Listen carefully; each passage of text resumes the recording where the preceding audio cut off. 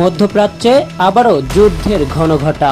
বিশ্বের অন্যতম গুরুত্বপূর্ণ জলপথ হরমুজ প্রণালী এখন বড় সংঘাতের কেন্দ্রবিন্দু। ইরানের হামলার মুখে নিজেদের অবস্থান বদলে ফেলেছে ইউনাইটেড আরব আমিরাত। দেশটি এখন সরাসরি যুদ্ধে নামার প্রস্তুতি নিচ্ছে।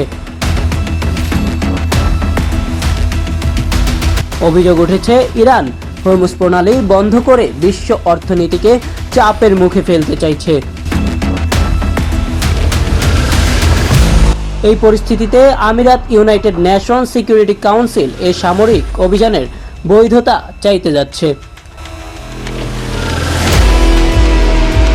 যুক্তরাষ্ট্র ও তার মিত্রদের নিয়ে একটি শক্তিশালী সামরিক জোট গঠনের চেষ্টাও চলছে।